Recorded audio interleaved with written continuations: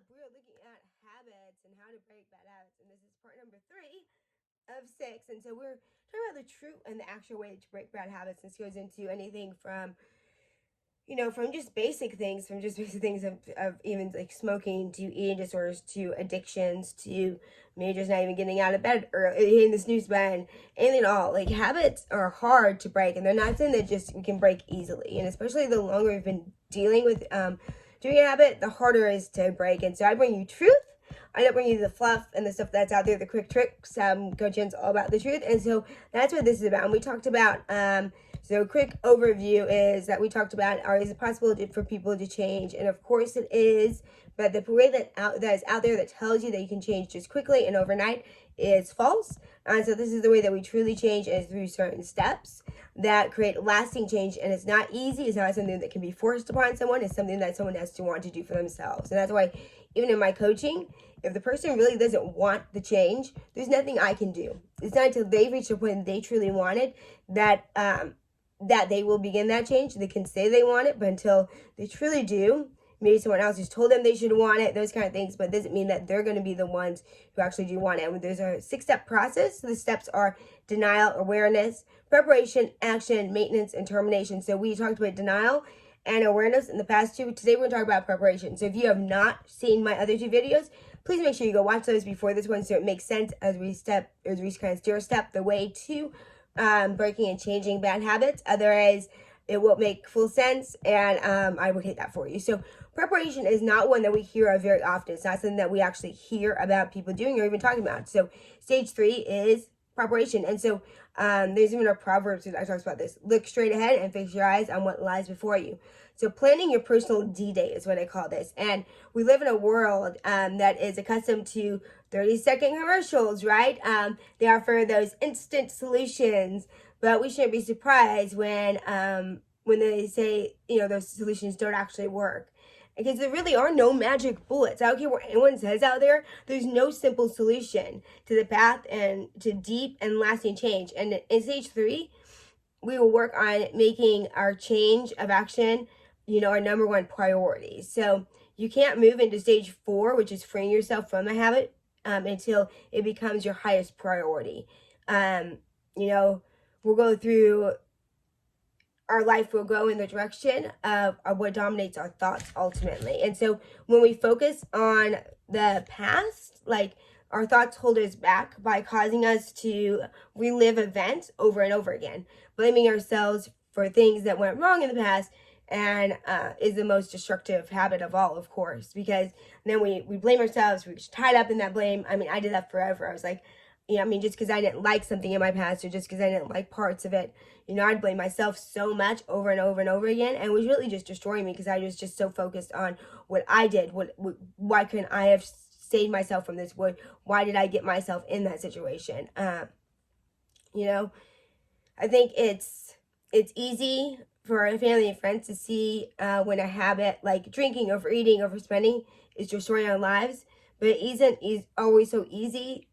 Even for the people closest to us, to know when guilt and self-blame are restoring our possible happiness, because those are kind of the silent killers, we could say. And the solution is to accept responsibility for ourselves, to realize that we can decide to change and take charge of our lives. So there's a scene in Disney's film The Lion King. Who doesn't love The Lion King, okay? It illustrates this in actually a humorous but very powerful way. So Simba has been hiding the truth from himself ever since he ran away from Pride Rock, and he constructed all sorts of cages for himself. Hakuna Matata, right? He says, no worries. But he isn't happy, and he worries all the time. Who else has been there? On the outside, they say, Hakuna Matata, like, don't worries, but yet on the inside, you really are worrying. That was me. He blames himself for his father's death. There's things I had blamed myself for that were very destructive in my life. And Simba is destined to be king of the Pride Lands, but his guilt, his self-blame keep him from ever taking action. And then there's the wise old monkey, remember, and high priest of Simba's future kingdom, tracks Simba down, right, and tries to bring him to his senses, to bring home the message. He hit Simba on the head with his staff. "Why did you do that?" asked Simba, rubbing his sore spot on the top of his head. "It doesn't matter. It's in the past."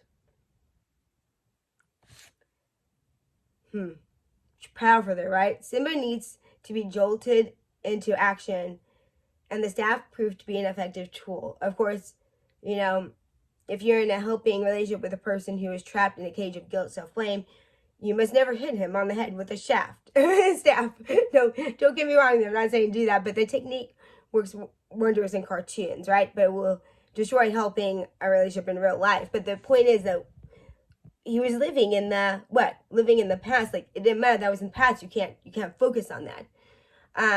So then the question might be, well, Jen, I'm not here for myself. I'm here for a friend, for someone in my family or someone else who's stuck. I'm trying to figure out how to help them. So how do we jolt a person to action if he's stuck in the same bad habits that threaten to ruin, like Simba's life? There's an idea. Make some popcorn, get comfortable, and invite them to watch Lion King with you. If the person's in stage 1 or 2, then maybe we'll hit them on the head for sure. And maybe even jolt them into action and accelerate the cycle of self-change. Honestly, like, I saw Lion King live as a Broadway show.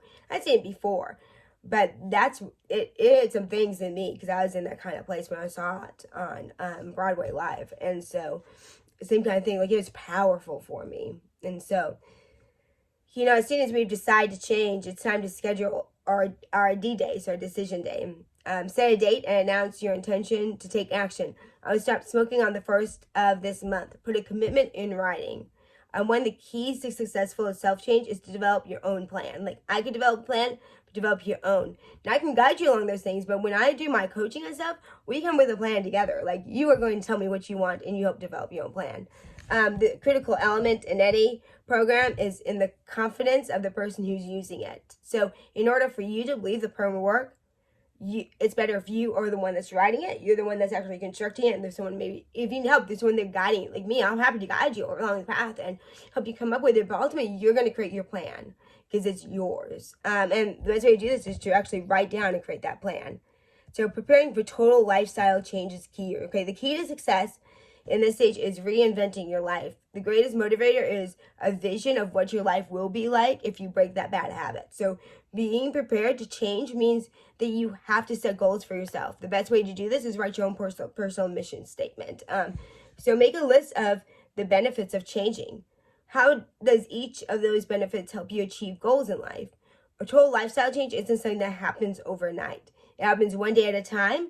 As soon as you begin to focus on the solution instead of the problem. So the process of total lifestyle change starts when you begin to think more about the present than the past. And so don't be surprised if you're not completely sure that you're ready to break the habit. Let me put that out there. In this stage, it's not about quitting cold turkey.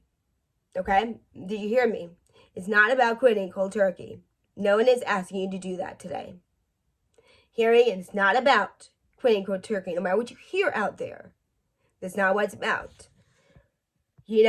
Forcing yourself to quit before you're even mentally and emotionally prepared to change backfires. Quitting cold turkey usually doesn't work at this stage anyway.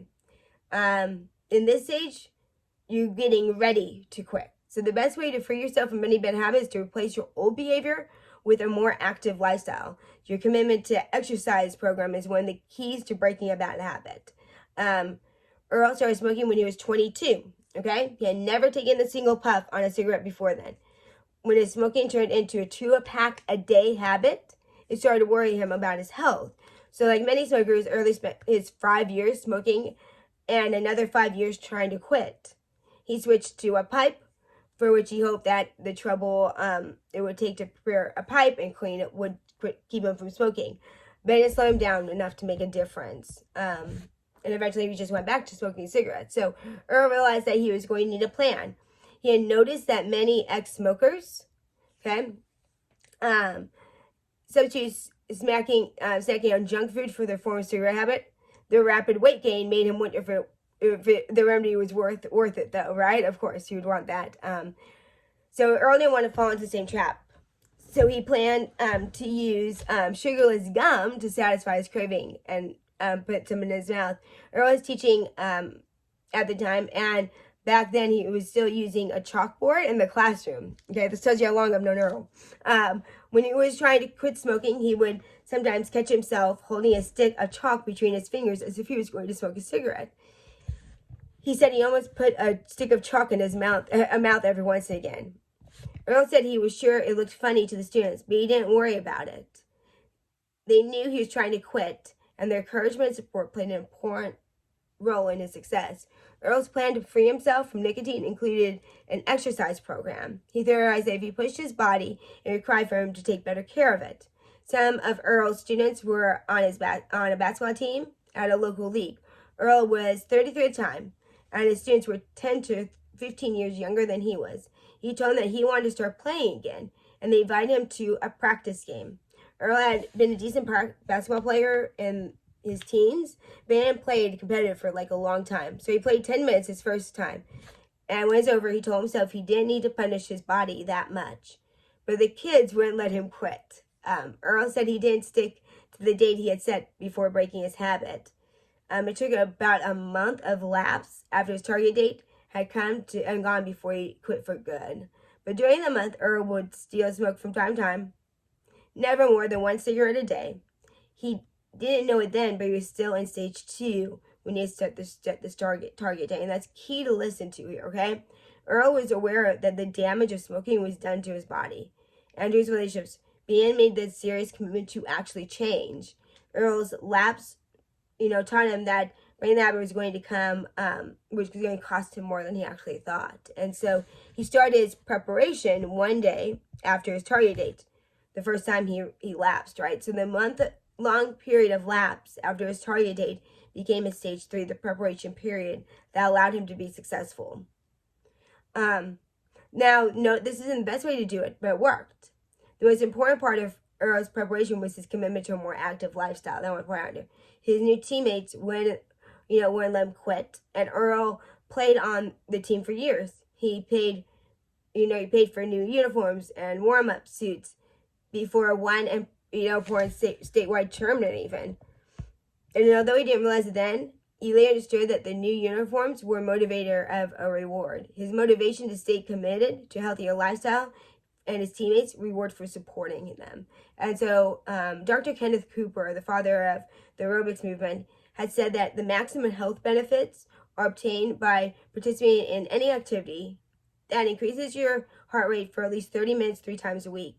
30 minutes of aerobic exercise is enough to release endorphins to the brain, which is a lot of what we're looking for. Ways of escape, our reason for our bad habits, tend to be because we want the endorphin release. And endorphins are chemical substances that produce in the body are many times more powerful than even morphine. And we need to keep that in mind. So endorphins are responsible for the sensation of peace, well-being, exhilaration, commonly experienced by people who exercise regularly. If you commit to exercise for just 90 minutes a week, it will make you happier, and it will help you replace your self-destructive habits with healthy ones, which is, remember, we have to replace, you can't just get rid of a habit, we have to replace it with something. So it doesn't have to be competitive basketball, brisk walking, swimming, if you have a pool, if we are in COVID right now, are healthy habits. And, any exercise will do the trick. So every lasting change costs something. Okay, hear me out. Every lasting change costs something. Be it time, energy, money. But if you stick it out, the payoff is 1 to 1,000, or 1,000 to 1. Which way do I want to say that? Whichever way that's supposed to say. The better one. Of course, you can exercise away the temptations to go back to an old habit. You need a plan that works 24/7. That's where this comes in, okay? The best alternative for self-destructive habits is an active diversion. So keeping busy, keeping your mind off the temptation to drink, smoke, overeat, drugs, whatever it is, it's a strategy that all successful self-changers use. So exercise is the healthiest substitute change for old bad habits, but it's the only substitute that works. You're the only person who can know what will work for you. Whatever keeps you busy and takes your mind off the cravings of your drink, piece of cake, right? Shopping spree, whatever works. It has to be something you enjoy, though. So playing your favorite game, reading a book, listening to music, cleaning the house, working out from home, in a home improvement idea, all healthy alternatives. But beware of procrastination. The biggest danger of this stage is procrastination. Try these strategies at first sign when you're trying to put off a commitment. Weigh the benefits of acting versus the effects of procrastinating. Set achievable goals. Trying to pay off your credit card next month will only set you up to failure. Paying off your credit card in 6 months or 1 year gives you a much greater chance of success. Get started. Do something. Just do something. Sign up for an exercise class. Go to my YouTube. Well, you're on my YouTube channel probably if you're watching this. Do one of my free workouts. There's a lot here. Sign up for one of my classes. Go. My app will be released here soon. But do something. Do something out there. Start. Go for a ride on bike. Go for that walk. Activity is the best antidote for procrastination. Don't beat yourself up if you're not perfect the whole time. It's not about perfection, you guys. It's about making progress one step at a time. Remember, the only way to failure is if you stop. Okay? If you stop, that's when we fail. And it doesn't matter how small the step is. It doesn't matter what it is, as long as you keep moving. Just don't stop. Knowing yourself is the key to successful planning. What are the real reasons for your habit? What are the real causes of your procrastination? Your greatest enemy at this stage is fear of failure. Let me say, your greatest enemy is fear of failure. That's normal. Don't let it hold you back. Set a date and stick to it. And let me tell you. Let me break that fear. Fear of failure. You know what? You probably are going to fail. You probably are going to mess up. You probably are going to go back to your old ways at some point, and you got to start again, and that's okay. The key is, are you trying to move forward? And if you are, that's where victory comes. It's a little bit every day, and when we fall down, we get back up, but we don't stop. The only way we truly fail is when we stop. But are you going to do it perfectly? No. Just set a date and stick to it. Be sure to set a date that's in the near future, 2 weeks from today, not 2 months from today. If you give so much time, you'll be more likely to procrastinate, okay? And so the key is come up with a plan that's going to work for you. What can you replace with the habit? Where can you put the exercise in? What's going to work for you? And of course, in my one-on-one coaching, I dive so much deeper into this. If you need some help in this, please let me know. That is what I'm here for. This is a big part of what I do, whether it's whether it's help losing weight, whether it's getting out of bad habits. My story is I've come from stuck in a lot of places, a lot of different areas in life, to thriving, to getting past things, to working through things, to that period of trying to figure out how to even break bad habits and failing over and over again and being really frustrated. That's why I have this out here for you guys. Make sure you reach out to me. Send me a message here. You can send me a message into my email, 180fit, FIT, at gogenfitness.com. It's in the show notes. It's 1N. Text me, 214-957-8268, as well as another way to reach out to me. I'm here for you guys. Don't feel like you need to be stuck by yourself. Do that 180 when it's time. Stop trying same old things in a different avenue that leads you to the same dead end. So we need to do that 180 a totally different way, and I'm here to help you along that and scream, you can do it. I did it. Let me help you. I've helped others. All right, until next time, what is number 4? Do you guys remember? So we have number 4 coming up. And so number 4 is the next one, and so we will hit that up next time after preparation. We get to go into the next step, which of course is action. Okay, so we're talking about action next time, because remember, prayer. So get that prayer, and we'll talk about action. I'll be on very, very soon. I might even do the other one at the same time today. So anyway, be brave, be kind, live authentically, and always shine. If you like this, if you want to see more of these, please subscribe. Please ring the bell. Please like it. Please comment. Let me get this out to the world that I'm here to help you move from that place of stuck to authentic thriving in your life. All right. Until next time, you all, thanks for listening. Jen.